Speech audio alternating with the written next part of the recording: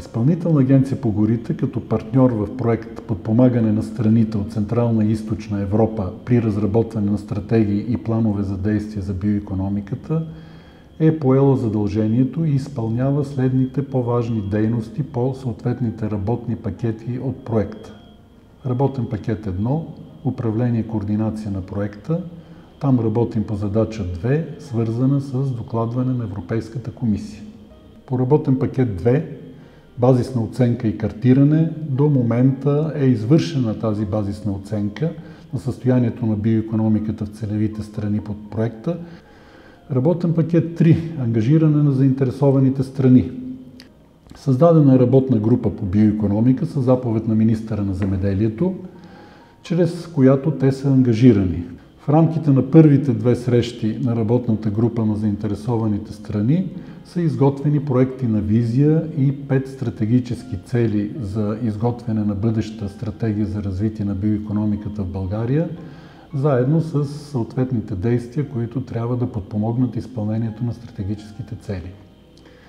Работен пакет 4 – електронни решения за устойчиво управление и зелен преход. Тук са създадени 4 електронни платформи. Работен пакет 5 – трансфер на знания и изграждане на капацитет. Изготвена е съответна стратегия за трансфер на знания и програма за обучение в областта на биоикономиката за всички партньори по проекта. Проведени са редица срещи и инициативи между страните партньори с цел сближаване, независимо от съответните национални особености.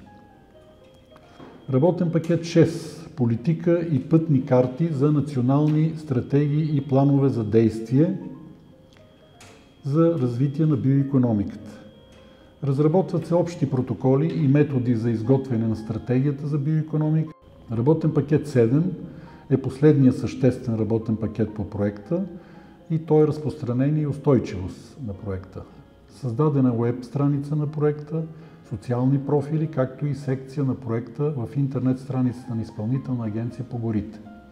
В нея се публикува ежемесечен бюлетин. Добре дошли, уважаеми дами и господа, членове на работната група. Добре дошли, уважаеми колеги. Защо е толкова важно България да има пътна карта и национална стратегия в областта на биоикономиката? Това се дължи на факта, че чрез развитието на биоикономиката страната ни ще има възможност да подпомага укрепването на връзката между икономиката, обществото и околната среда.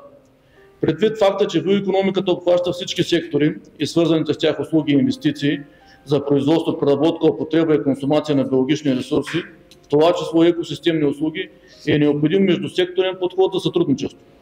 Той може да бъде постигнат чрез синхронизиране на действията в различните биоикономически сектори и чрез разработване на пътна карта и национална стратегия за развитие на биоикономиката.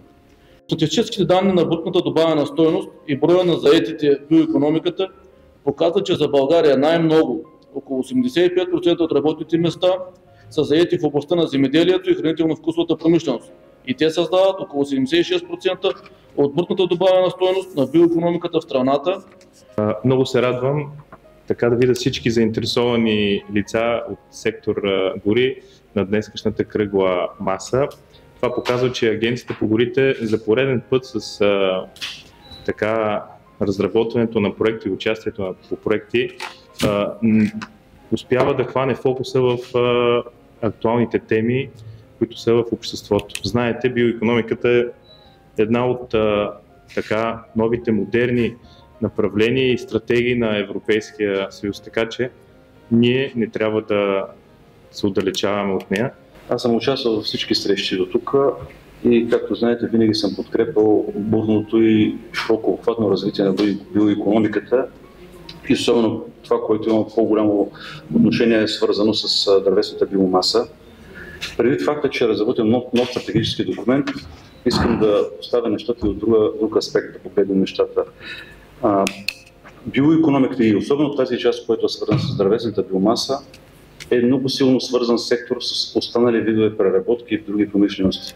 Това поставя нашия сектор в голяма доза зависимост от развитието на тези свързани сектори с пакетно производство, с мебелно производство, с енергийно производство, което ни поставя в много сериозна зависимост от тези сектори и тяхното забавено развитие влияе силно негативно на нашия сектор.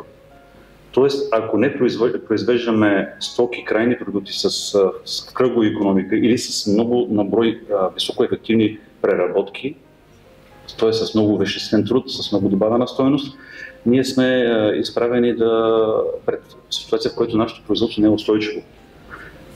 Тоест, стимулирането в този документ, който сега ще подготвим, тази стратегия, на производства, които не са високоефективни, нямат много преработки в постигането на крайния продукт, е рисково и не е устойчиво. Сегашната пазарна ситуация в момента на пазара на дървесина категорично го потвърждава това нещо и ние може би трябва да преосмислиме нашата подкрепа или декларативна подкрепа в стратегически документи. В Лесотехническия университет се развива учебна, научно-изследователска и внедрителска дейност в областта на горското стопанство, което е характерно само за нашия университет, което пък е от своя страна един от с най-големите потенциали за биоикономиката. Участието на Лесотехническия университет ще донесе обмяна на опит и трансфер на знания за прилагане и за смекчаване на бариерите пред прилагането на биоикономиката. Здравейте, казвам се Валентин Чамбов, директор съм на Югозападно държавно предприятие.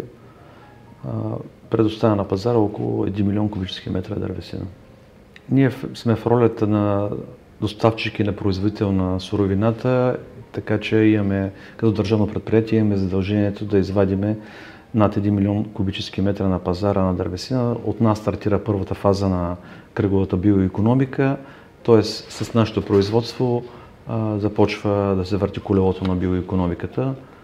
Освен това, за да има устойчиво производство, ние извършваме много други зелени дейности, свързани с възобновяването на горските ресурси на страната и поддържането на тяхното състояние в добра кондиция. Аз съм Антони Стефанов, председател на управителния съвет на Булпрофор, която е организация на частно практикуващи лесовъди и горски предприемачи. И в тази си функция те фактически имат всекидневна, ежедневна връзка с горите и с управлението на горите, устойчивото управление по цялата производствена верига от гората, първична трансформация на дървесината и нейната експедиция. Така че това е към Булпрофор, но в същото време аз съм управляващ съдружник и на фирма Пролес, която извършва горска инвентаризация и горско-стопанско планиране. А горско-стопанското планиране е, така да се каже, фундамента на устойчивото управление на горите и е във връзка пряка с това, което проистича в горите. Целият възобновителен процес и цялата производствена верига след това зависят от това, което излиза от гора, това, което го има в гората и това, което се извършва в гората. И после в функцията е още една функция, а това аз съм председател на съвета за устойчиво управление и сертификация на горите в България или ПЕВК България. Това е програмата за одобряване на сертификацията в европейската сертификация в горите. Очакваме и тази работна група и фактически и тази програма да посочи дали и в какъв аспект точно трябва да се интегрират усилията, за да може да се преодолеят такива противоречия и да се излезе напред, за да се постигнат целите на тази стратегия за биоикономика. Вторият национален семинар на работната група по биоикономика е с наименование "Изграждане на трансфер на знания и капацитет сред заинтересованите страни по биоикономика в България".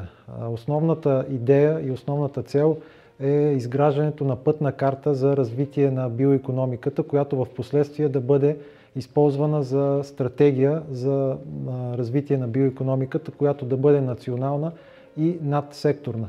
В подкрепа на тези действия в хода на проекта до този момент са разработени няколко онлайн инструмента за насърчаване на биоикономиката, като те са представени по-конкретно в семинара на работната група с примери и съответно обратна връзка от заинтересованите страни.